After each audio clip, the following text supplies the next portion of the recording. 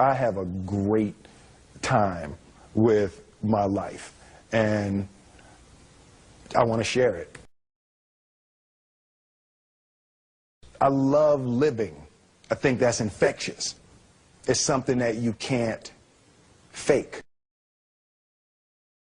Greatness is not this wonderful, esoteric, elusive, God-like feature that only the special among us will ever taste. You know, it's something that truly exists in all of us. It's very simple. This is what I believe, and I'm willing to die for it. Yeah. Period. It's that simple. I know who I am, and I know what I believe. I know who I am, I know what I believe. That's all I need to know. And that's all I need to know. So from there, you do what you need to do. Yeah. You know, and I think what happens is we make the situation more complex than it has to be. Because we're looking for complexity. There's got to be Absolutely. something complex to understand. It Greatness. can't be that easy. You know? We didn't grow up with the sense that where we were was where we were going to be.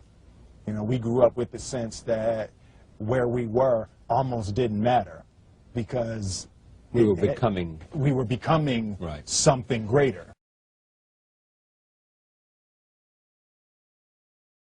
The separation of talent and skill is one of the greatest misunderstood concepts for people who are trying to excel, who have dreams, that want to do things. Talent you have naturally. Skill is only developed by hours and hours and hours of beating on your craft. I've never really viewed myself as particularly talented. Where I excel is ridiculous, sickening work ethic. You know, while the other guy's sleeping, I'm working. While the other guy's eating, I'm working. There's no easy way around it. No matter how talented you are, your talent is going to fail you if you're not skilled. Mm-hmm. You know, if you don't study, if you don't work really hard and dedicate yourself to being better every single day, mm-hmm. you'll never be able to communicate with people, with your artistry, the way that you want. So the only thing that I see that is distinctly different about me is I'm not afraid to die on a treadmill. You might have more talent than me, you might be smarter than me, but if we get on the treadmill together, right, there's two things. You're getting off first, or I'm going to die. It's really that simple.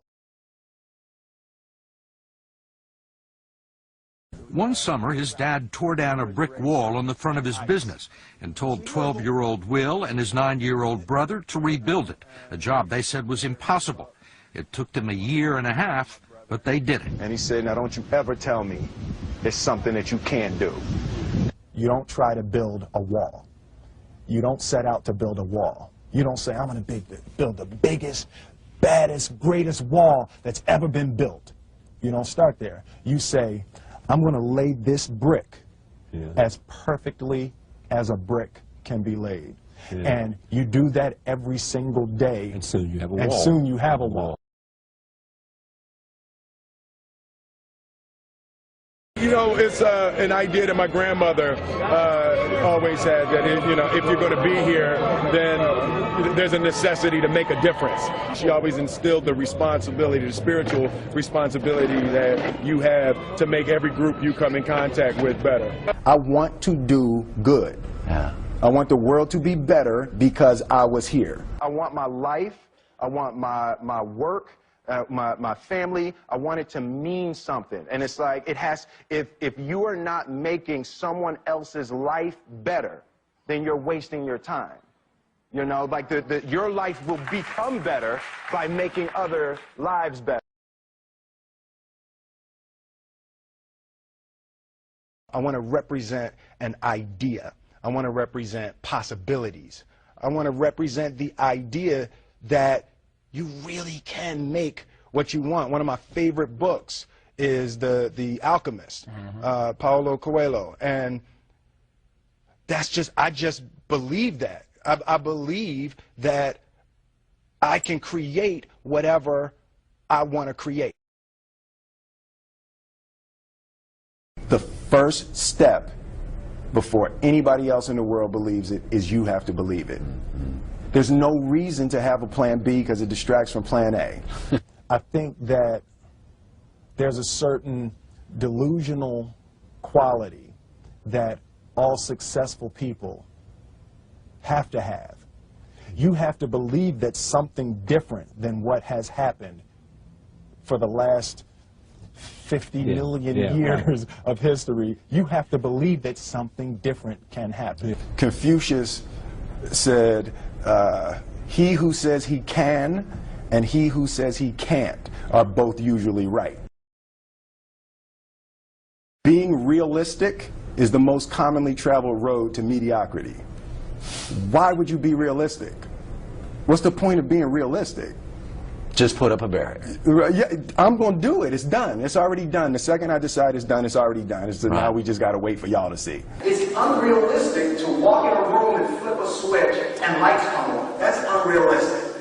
Fortunately, Edison didn't think so. It's unrealistic to think you're going to bend a piece of metal and fly people over an ocean in that metal. That's unrealistic.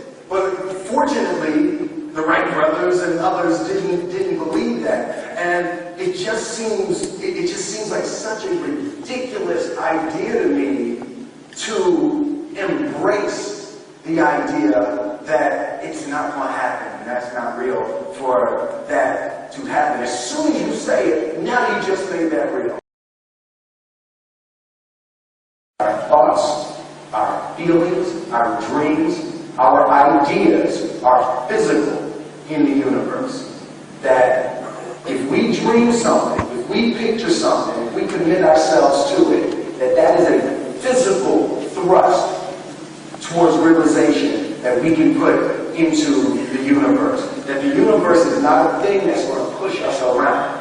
That the world and people and situations are not something that are going to push us around. That we are going to bend the universe and command and demand that the universe become what we want it to be. I study the patterns of the universe. There's a redemptive power that making a choice has, you know, rather than feeling like you're at effect to all the things that are happening. Make a choice. Like, you just decide what it's going to be, who you're going to be, how you're going to do it. Just decide. And then from that point, the universe is going to get out your way. It's like it's water. It wants to move and go around stuff, you know. You know, there's a flow of the universe that I've grown to know just how to go with. I realize that to have the level of success that I want to have, it's difficult to spread it out and do multiple things. It takes such a desperate, obsessive focus. You really got to focus with all of your fiber and all of your heart and all of your creativity. I'm motivated by fear. Fear. You know? Fear of what? Fear of fear. I hate being scared to do something. And I think what developed in my early days was the attitude that I started attacking things that I was scared of. It was Franklin Roosevelt said the only fear you have to fear is fear itself. Absolutely. Remember that? Absolutely. You can't be scared to die for the truth. The truth is the only thing that's ever going to be constant. Don't ever let somebody tell you you can't do something. Not even me. All right? You got a dream, you got to protect it. People can't do something themselves. They want to tell you you can't do it.